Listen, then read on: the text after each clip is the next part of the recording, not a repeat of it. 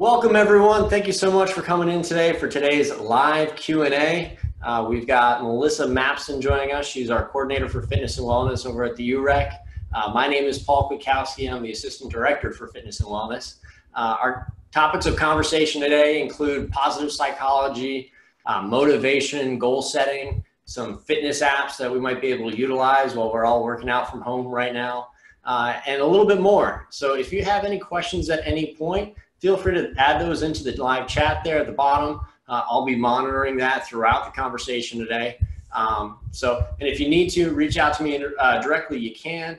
We are recording this so that we can always go ahead and put it up on our website later on.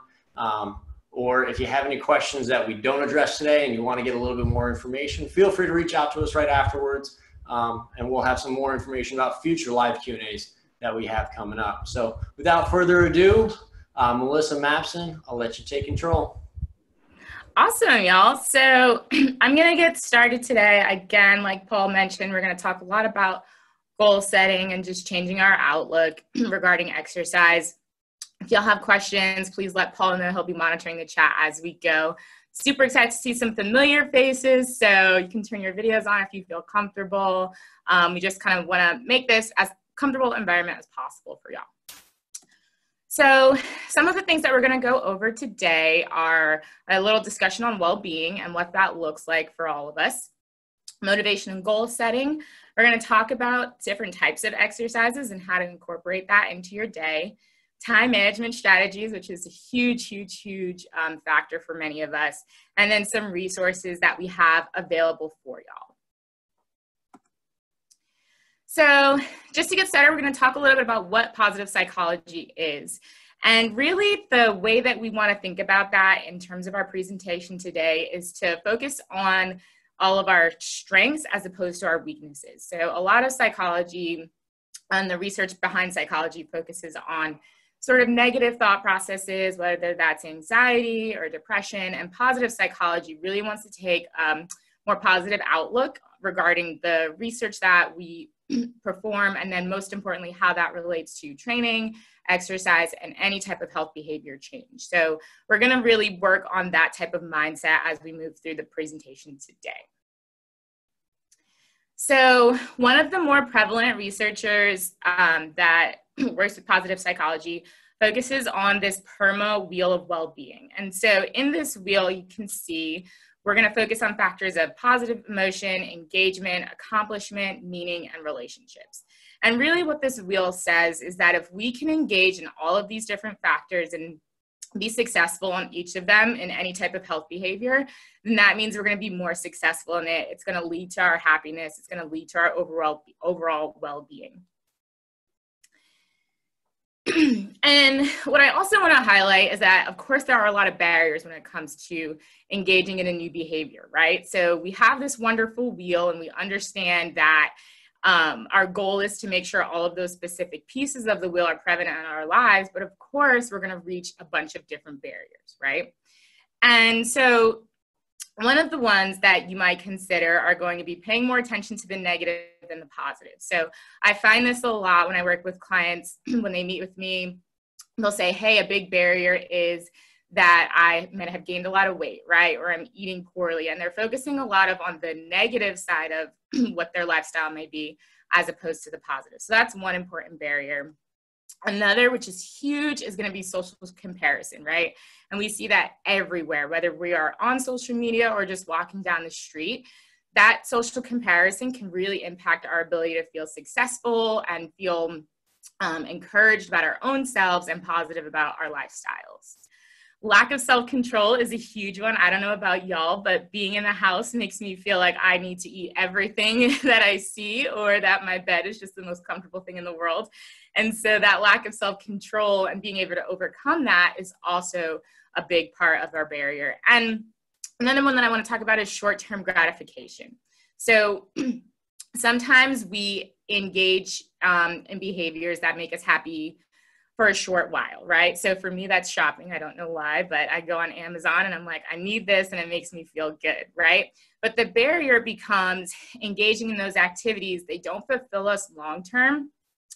And when we engage with them so much so that our short-term gratifications are not as important as our long-term successes, so things like exercise, eating right, things that impact us in the long term, then we find that our health behaviors and our ability to stay motivated and adhere to different activities that are healthier for us aren't as successful in our lives. So while there are so many barriers, what I want to focus on is really being able to overcome those barriers and give you some different strategies to become successful, because that's the most important thing that we need, especially during times like this. So the first thing that I want to talk about is getting motivated, right? So first step, how do I get motivated? How do I get out of my house? How do I get moving? And there are 3 specific factors that have been shown to be super impactful in regard to our ability to get motivated.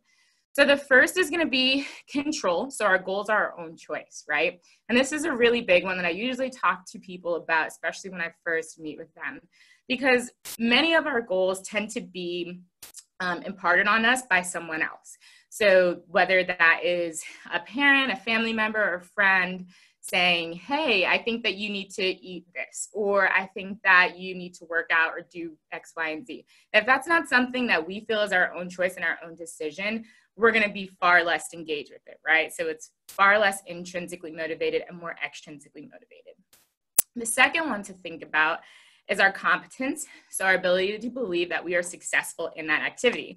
I was actually talking to Paul yesterday, and he was talking about snowboarding. And I was like, wow, I am very not good at snowboarding, and I would not like that. And so I probably wouldn't get motivated to start that activity. And so I engage in things that I know I can be successful at, right? And so when you think about your goals, make sure you frame it with that mindset. And then most importantly is going to be connection. So when it comes to connection, our ability to have a strong social network is really, really important in our ability to, again, get motivated. A lot of times it takes a friend or a peer to say, hey, come take this class with me, or I'm really interested in this type of activity. Do you want to start it with me? Let's go paddleboarding, right? And so having someone else to take that journey with you has been shown across the board in any health behavior to be a super, super important part of our ability not only to be motivated, but again, to adhere to whatever that activity is. So again, as you are writing notes down, think about all of these core competencies and try to determine what's going to get you the most excited to participate. The next thing I want to talk about in terms of motivation is how we frame our goals. So there's 2 important concepts here, and we have approach goals and avoidance goals. So our approach goals are anything that has a positive outcome, right? So you kind of see an example there. Hey, I want to receive an A in my class. And another thing to think about is a lot of times we frame our goals in terms of avoidance goals, right? So I want to just avoid failing this class. And if I can do that, then I feel successful in it. And the most preferred goal is going to be our approach goal. And that's because when we decide to frame our goals in terms of an avoidance goal, it's usually because the reason it's not successful is that its existence is based on the absence of something, right? So once that absence is gone, then that goal is mitigated, it's out of the way, and now we have nothing else to work towards. So we constantly want to be thinking about what positive outcomes can we have, and then how can that frame our future goals after that. And then a final important goal or mindset for motivation and goal setting is going to be what we call SMART goals. So has anyone heard of that? I think most, maybe. Oh, cool. Awesome. So that makes me feel great. I feel like I always talk about this. So SMART goals, I really encourage y'all to just take a piece of paper down, write down what your goal may be, and then measure against each of these different criteria, right? So when we meet people, usually their goal is going to be, I want to lose 30 pounds. And I'm like, great. Or I want to get more tones. And I'm like, cool. And so what's important for me is to understand what specifically that means, right? So if you want to lose 30 pounds, I need you to be intentional about, do you want that to be 30 pounds of muscle or 30 pounds of fat, or over what time period? So you want them to be specific is number one. You want them to be measurable, right? So 30 pounds is great because I have a specific number and I have a specific variable, so pounds. Sometimes someone may say, I just want to be stronger, right? That's not very measurable because I can't figure out specifically what we need to do to figure out how to get you stronger or what that looks like over the course of time. Attainable is a huge, huge, huge one. Again, when we look at social comparison, we usually frame our goals in a way that's not super attainable. Again, I'll go back to snowboarding. I probably can't snowboard in Louisiana because it's hot, right? And so if I don't have the money to go somewhere, or if I don't have the ability to get there or the material that I need, it's probably not super attainable for me, right? But I can do, maybe I can go running, or maybe I can go biking, or things that are accessible to me, especially during this time. We don't necessarily, at my house, I don't have weights, but I've been using water jugs, for example, or I've been thinking of different forms of exercise that make different goals attainable for myself. Realistic, again, kind of tying into the two of those. For me, it's not realistic for me to lose a certain amount of weight because that's going to be unhealthy for me, right? So I want to make sure that it's realistic in terms of what is healthy and what that looks like for me. And then again, time bound. So I really encourage you to sit back and think about the time frame that you have, right? I'll highlight here, we really want to focus on our short-term goals. So a lot of times people say, hey, I want to gain X amount of weight or gain X amount of muscle in a year. And that's fine. But what's really important is that we break those down into short-term goals so that we can see how we can achieve that over time in a long duration. Some other helpful tips, again, writing everything down. Most importantly now, having flexibility, right? We're going to have all these goals, we're going to create them, but we're going to have setbacks, and that's the reality. Whether you are training with a trainer, whether you are on your own, whether you have everything that you need in your home, there are going to be different things that impact our ability to be successful. So it's super mindful to understand what that looks like. And then again, relying on your social network. So telling others about your goal and what that might look like. Hey, Melissa, as we jump through those goals, one thing to point out in all of this is that there's going to be outcome-based goals and then process-oriented goals as well. So often people come to us when we're working with clients and they have the outcome-based goal of I want to lose 30 pounds, or I want to run a marathon, or, it's that big picture, hey, I want to hit this one big thing. But so often we have to break that down into how do we build to get to that point? Because we see that marathon, you're not just going to run tomorrow. So how do we develop that plan and that process over that X amount of time to get there? So that might mean for us, it's like, all right, we're going to now commit to 4 workouts a week. So now your goal, instead of being written as I want to just run the marathon, that can be the big picture goal. The smaller goals can be those 4 workouts a week that I'm going to put in and commit to an X amount of time in those workouts over this time frame. And if I can check that box, then I'm going to be that much more likely to be successful for the bigger goal. So it's making sure that you don't only just have those outcome-based goals, but also the process goals that get you to the outcome.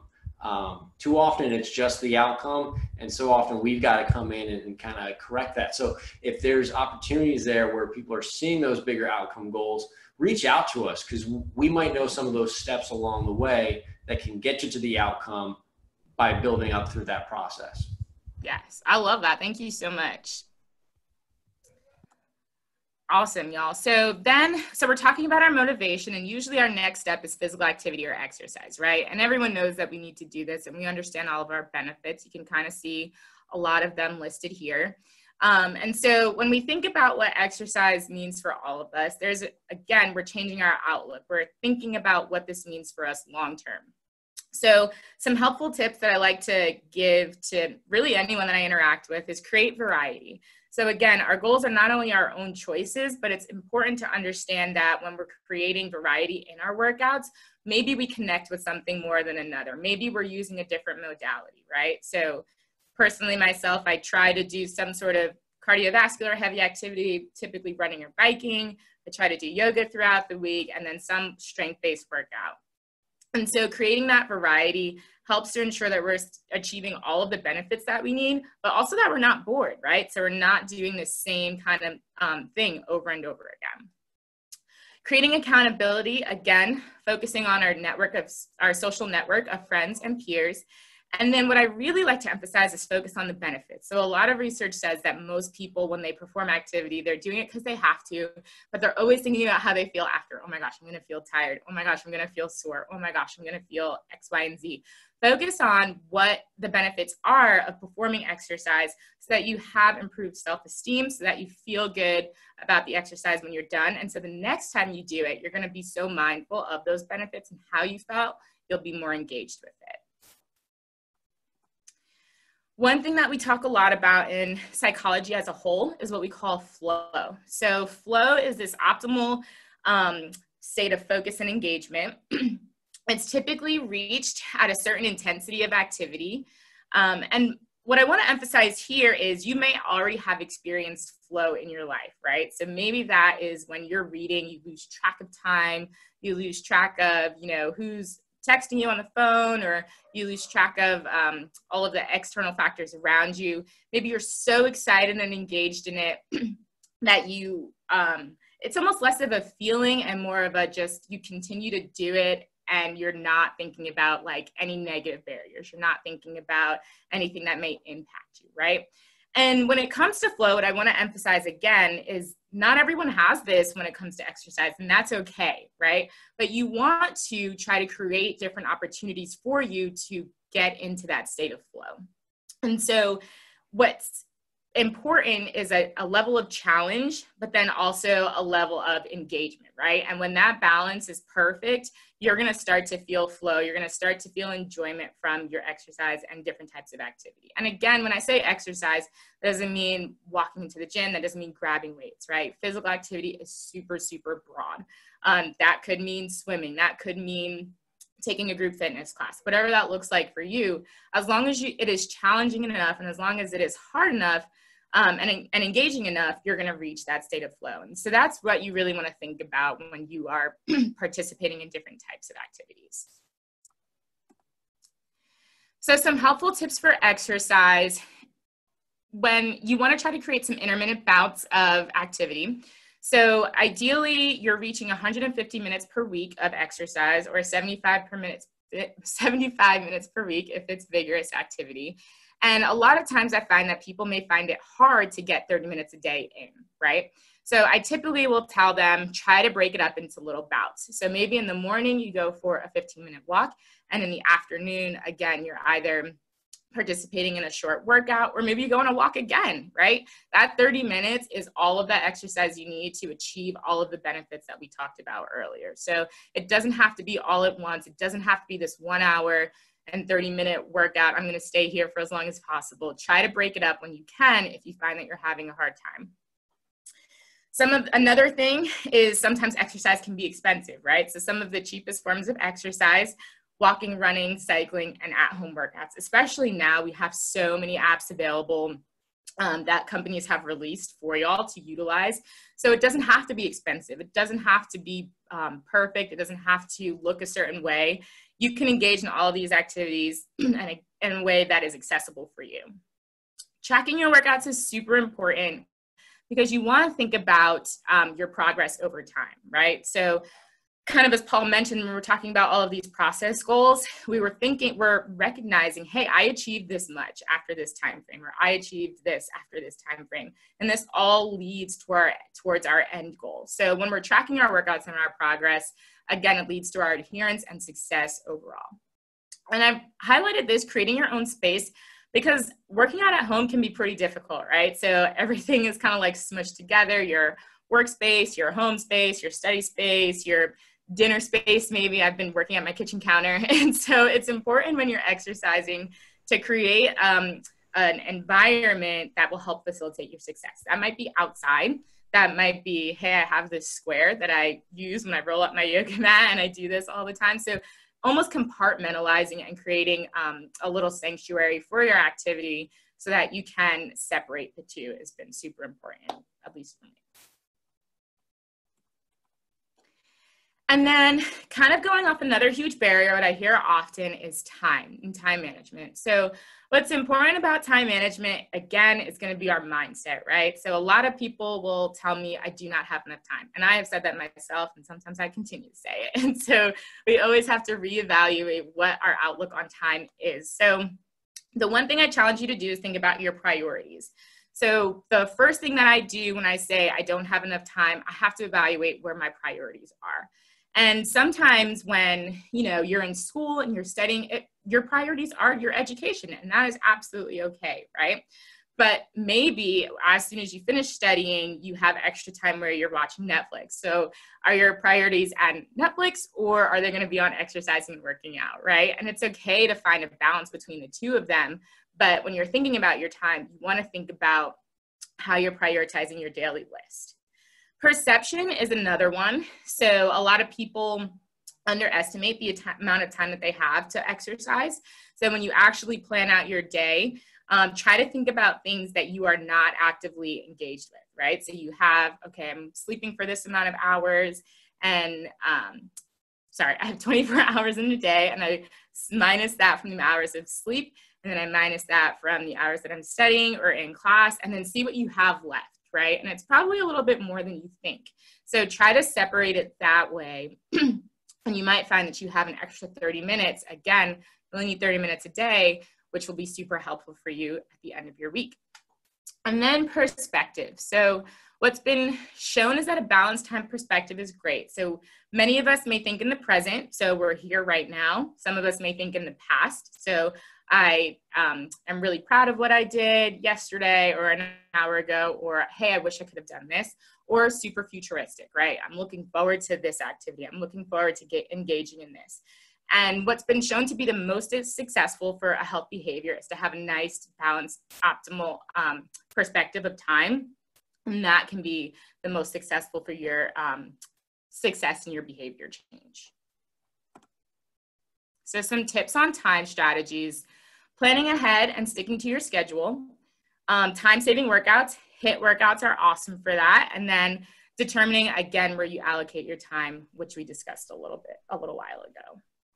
Hey, Melissa, when it comes to planning ahead for that and kind of setting that game plan, so often we talk about win your morning, right? So if you're kind of getting a game plan going for how to be successful over the long term, the one thing that you can control is how you wake up in the morning and where you start your day with, especially now where so many people you're starting from home and you're not actually commuting to work, or you're not commuting to school, you're staying at home. So how do you start your morning? Is it another 15 minutes of the snooze button, or is it going back in and getting some activity in, getting some good food, and kind of starting your day that way? But you don't just win your morning when you wake up. You win it the night before and how you prepare for that morning.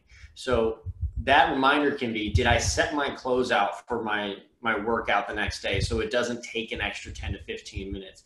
Did the food that I want to have ready, is it going to take me a long time to prepare, or is that something that I could have set out the night before, got everything together in the refrigerator so that it's easy to heat up and ready to go? Things along those lines, so that when you win your morning, it's not done that morning, it's the night before and how you prepare for that morning. And can you do that consistently over time? And if you're setting that process-oriented goal, can I hit that 5 days a week, where my Monday through Friday, at the night before, I'm prepped for the morning after, and that morning after, now I can roll into my process to make sure that I win my morning every morning. Yeah, I love that. Y'all, I'm the queen of sleeping in my workout clothes so that I can just get up and go. So it has been super helpful. And yes, starting with your morning when we're not bound to our normal weekday schedule. I think that's awesome. Thank you, Paul. All right, so we're going to go over a few resources. I know we're running a little short on time here. So again, we talked a lot about free apps that are available for y'all, and I won't go down a super long list, but I do want you to know that there are certain things to look for in regard to your fitness apps, right? And so number one, of course, is going to be affordability. The next one is going to be your ability to track progress, like we talked about.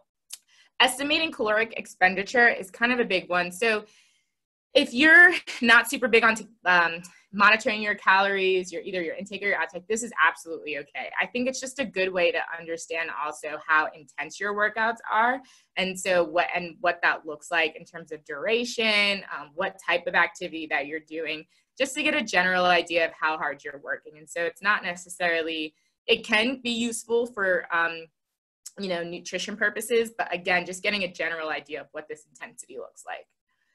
Quick workout options has been extremely important, at least for me during this time.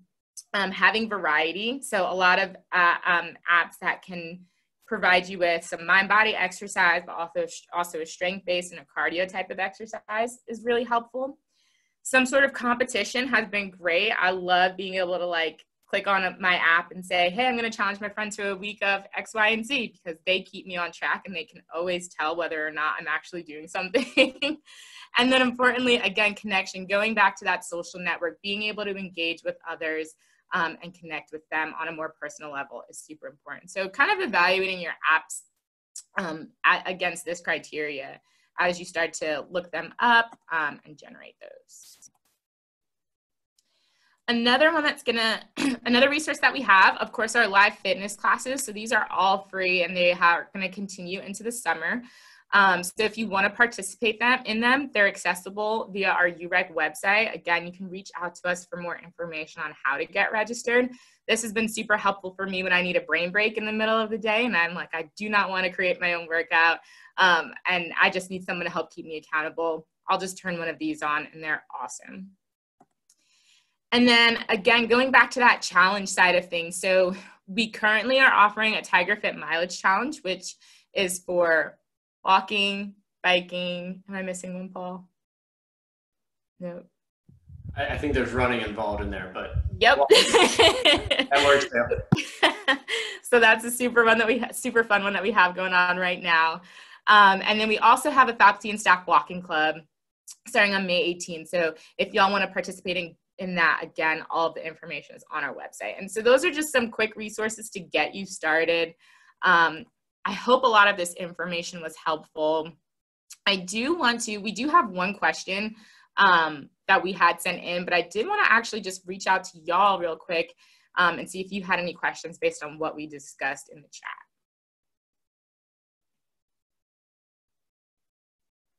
Cool. Okay. So the question that we had that came in was, what are some of the ways that we can stay motivated while working from home? And then what are some ways to stay motivated to work out while the gyms are closed? And Paul, I'm going to tag you on that one real quick. Sure. So to address the first one, staying motivated while working from home, I think a lot of that is going to come down to a few things. And a lot of this is going to depend on who you are as an individual and how you stay self-motivated on your own. But a lot of that's going to come down to accountability. Are you checking in with people regularly throughout the day, both to stay focused for them, but also to stay focused for you? Having regular conversation throughout the day, even if it's at certain set points, that's going to make sure that you stay in some sort of rhythm. I know for our team, Melissa, Ethan, and I, we check in every day at 9:30 and 2 p.m.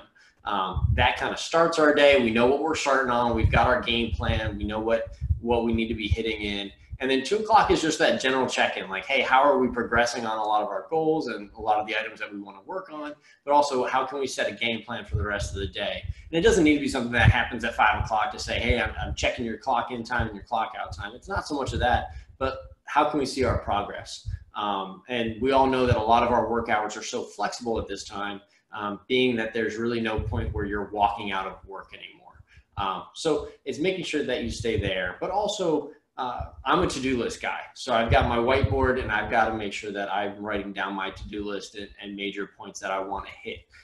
So I know there's a couple items on my list right now that I'm working towards that are about a month out of preparing when it comes to certifications and professional development goals, where I know that I've got to put in a certain amount of hours every day to make sure I get to that point. And so that's putting that into the calendar, building that out and sticking to it. So that's so much of that accountability piece. And then working over to that second side of ways to stay motivated to work out while gyms are closed. That's tough right now because so much of a gym can be that social aspect. And we don't have that in that same way. So much of that now is going to be done through social media and communication with friends in that way. So there, it's going to be that accountability piece again, but how do you be accountable when you might not have that same person, your gym buddy that you always had? So maybe it's still reach out to a friend who's, you might find other people are struggling on this one too. Maybe reaching out to a friend to say like, hey, I'm looking to get some workouts in. Maybe it's attending one of our group fitness classes that we're offering online, and checking in with people that way. So much of that is social. So to be able to have that social community together where you can have those conversations about what's offered, that'll really kind of help stick to those goals over time. What do you think, Melissa? I completely agree. I think about myself and what I've been doing when I get in lulls. And it's what we talked about before, short-term goals, right? I'm going to work out Monday, Wednesday, and Friday. And it's okay that I have not done a specific type of physical activity that I'm used to 5 days of the week, right? I'm going to go 3 days out of the week, and they're going to be X amount, 30 minutes long. And that is a great start for me in a week that I'm struggling. And then that following week, maybe I decided, hey, that 3 days was super, super easy. And so I'm going to keep building upon that. And so for me, it's really about creating attainable goals and then focusing on the short term. And again, just being flexible when things come up, because things come up all the time, right? Whether it's our cat or our dog or whatever. And so it's just thinking about how we adapt to those changes and giving ourselves grace for the moments where we can't commit to a full hour or a full 40 minutes. So that's how hopefully that helps you.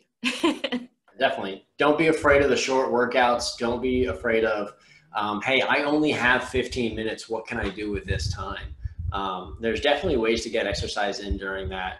And Melissa mentioned this earlier. Commit a space to this. Find a little space to it. I know it's a lot tougher in smaller apartments or smaller houses, smaller spaces. But if you can commit a space where you have a little room, it's going to really be valuable so that you can both get into the physical space, but also the head space where you're like, all right, this is my sanctuary to do what I need to do. Either if you're one of those grinders who go in there and you're really toughing out your workouts, or you're a little bit more of like, hey, I'm going to find my flow space. Having both the physical space and the space that allows you that head space to get into a better place to prepare for your workouts, that'll help you in the long run as well.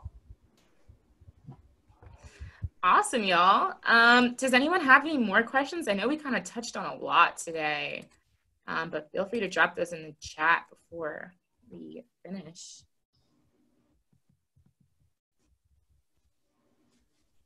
Cool.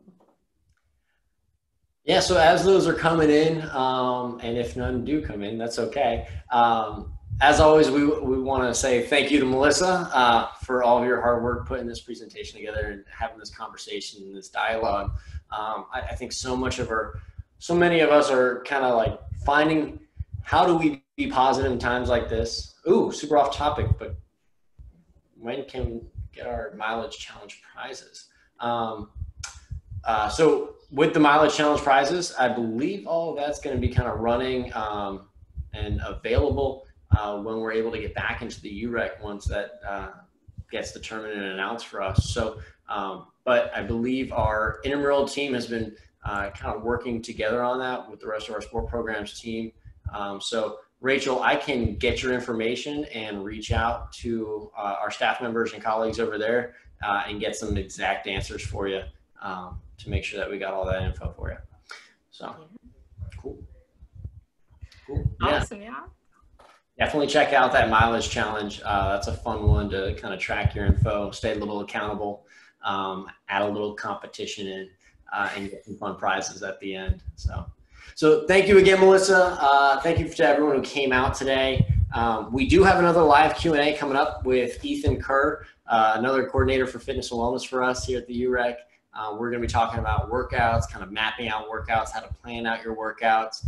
And then once we are able to get back into the rec center and back into the gyms, how to get your workouts in once we start getting back into it, how to get back into the swing of things if you've kind of taken some time off with this time at home. So really excited about that one. That's going to be coming up next Wednesday at 4 o'clock. And again, if you have any other questions that you have for us, feel free to reach out to us directly. Melissa has her email up on the screen as well. You can find out my email on there too.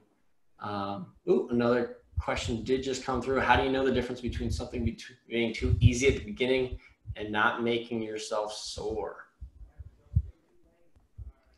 So I'll give you my rule of thumb. There's kind of different, depending on what exercise you're talking about. If I'm like some sort of resistance training or strength training, I like to think of if the last few reps of my last set are difficult, that means it's kind of like a perfect resistance probably for me.